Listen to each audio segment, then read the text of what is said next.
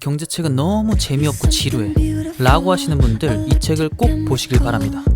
막 어휘가 어렵지도 않고 자기계발서 느낌도 나서 충분히 읽기 편하실 거예요. 자, 그러면 오늘은 20년 넘게 사랑받고 있는 경제 스테디셀러 부자 아빠 가난한 아빠 리뷰 시작하겠습니다. 자, 이 책의 저자는 로버트 기요사키라는 일본계 미국인이고요, 재테크 전문가입니다. 책의 내용은 이분의 어렸을 적 이야기로 시작되는데요, 이분이 초등학교를 부유한 친구들이 다니는 학교에 진학하게 돼요. 그러다 어느 날 친구들끼리 놀러 가기로 했는데 기요사키네 집이 가난하다는 사실을 알고 친구들이 초대를 안 해줍니다. 그래서 충격을 먹은 기요사키는 이 사실을 집에 가서 아버지에게 알립니다. 아버지, 제가 돈이 없다는 이유로 친구들에게 버림받았습니다. 이게 말이 되나요? 뭐 이런 식이었겠죠? 하지만 아버지는 어떤 뾰족한 해결책을 주지 못했고 기요사키는 실망하게 됩니다. 그래서 어떻게 하면 내가 이걸 해결할 수 있을까 생각하던 기요사키는 옆집에 사는 마이크를 불러서 작전회의를 시작합니다. 그리고 실행에 옮기죠. 둘은 그때부터 다 쓴 치약을 막 모으기 시작해요. 그리고 집에 있던 치약으로는 모자랐는지 옆집에서도 가서 버리는 치약 있으면 달라고 합니다. 그리고 그 옆집 또 그 옆집까지도 찾아갑니다. 이렇게 동네 치약을 가득 모은 기요사키랑 마이크는 이것들을 막 녹이기 시작해요. 알고 보니 기요사키는 돈을 버는 게 아닌 돈을 만들 생각을 하고 있던 거죠.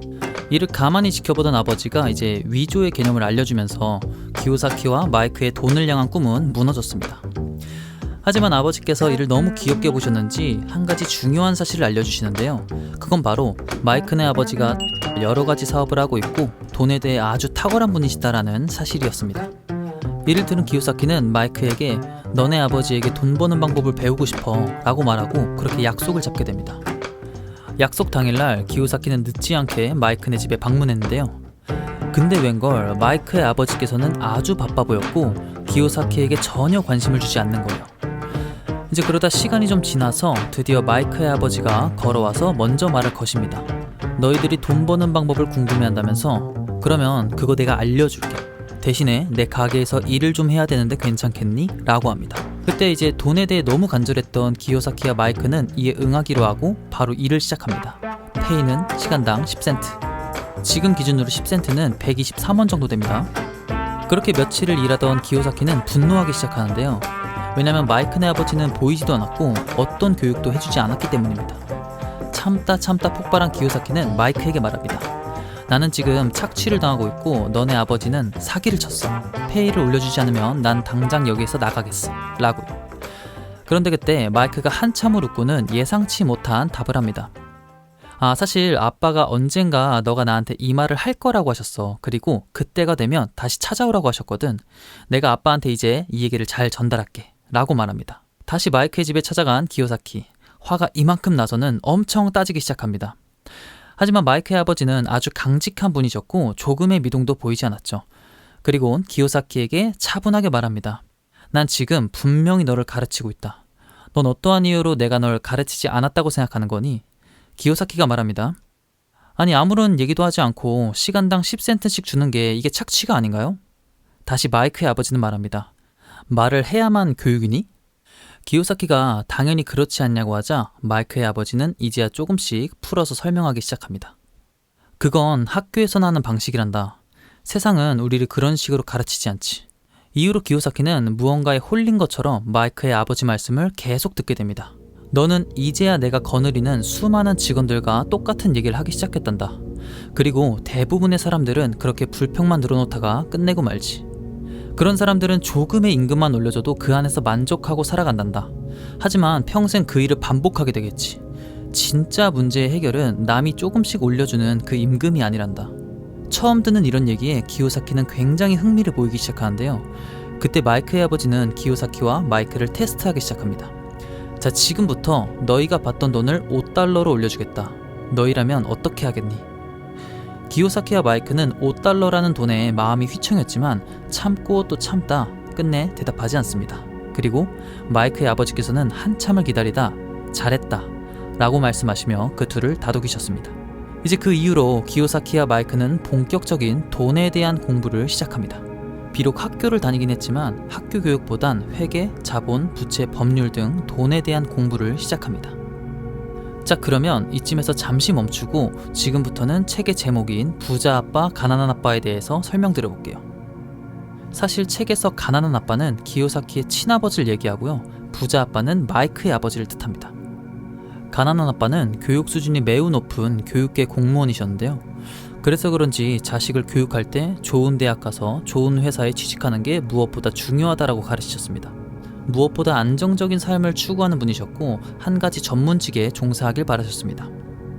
돈에 대한 얘기는 별로 좋아하지 않으셨고 기요사키가 어렸을 때부터 무언가를 갖고 싶다고 말하면 나에겐 그럴 돈이 없다 라고 말씀하시곤 했습니다. 가난한 아빠는 항상 세금 문제 때문에 힘들어하셨고 직장 내에서 인정받는 것이 유일한 방법이라고 생각했습니다. 하지만 마이크의 아버지, 즉 부자 아빠는 이와는 정반대의 입장을 갖고 계신 분이었어요. 비록 교육 수준이 높진 않지만 돈에 대해서라면 정말 안목이 높으신 분이었고 내가 공부를 잘하는 것보단 그런 사람들을 고용할 줄 알아야 한다고 가르치십니다. 한 가지를 전문적으로 하기보단 여러 가지를 동시에 이해하고 세상의 흐름에 대해서 공부하는 게 중요하다고 가르치십니다. 무엇보다 돈 얘기를 자주 하길 권했고 내가 뭔가를 갖고 싶은데 그럴 여력이 안 될 때는 가장 먼저 내가 어떻게 하면 저걸 가질 수 있을까 부터 생각해야 한다고 하셨습니다. 이런 생각을 안 하는 순간 우리의 사고는 멈춘다고 말씀하시죠. 그리고 기업이 어떻게 세금을 감면하는지에 대해서 개인이 배워야 한다고 하고 이를 도와줄 수 있는 모든 전문가에겐 후한 대접을 해줘야 한다고 가르치십니다.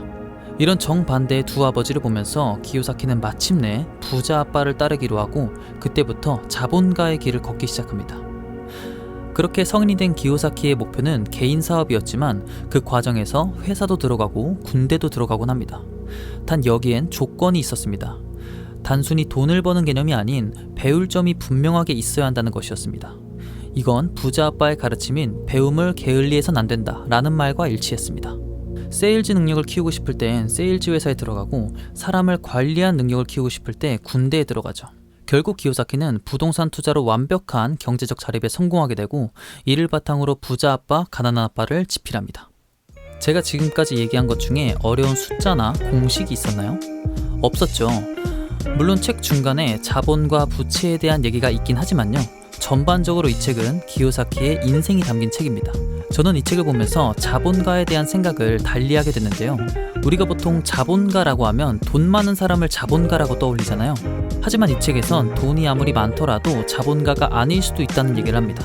수많은 돈을 갖고 있더라도 그것을 자본으로 연결시키지 못하고 소비로 연결시킨다면 돈이 늘어나는 만큼 소비도 늘어나기 때문에 결국 가난의 방향으로 나아갈 것이라고 얘기하죠. 어쩌면 자본가의 개념은 그 액수가 크든 적든을 떠나서 자본을 쌓아가느냐 마느냐의 차이에 달린 것 같아요. 주변에 보면은 나보다 훨씬 돈 잘 버는데 한 푼도 없는 사람들 있잖아요. 이거 여러분 얘기일 수도 있고 제 얘기일 수도 있습니다. 어쩌면 부자 아빠가 말한 남이 올려주는 임금이 답이 아니다 라고 하는 말이 이 맥락과 아주 일치하지 않나 생각해봅니다. 여러분들은 어떻게 생각하시나요? 오늘 책 얘기 재밌었다면 구독과 좋아요 부탁드리고요. 저는 다음에 더 유익하고 재밌는 얘기로 찾아뵐게요. 그러면 오늘은 여기까지.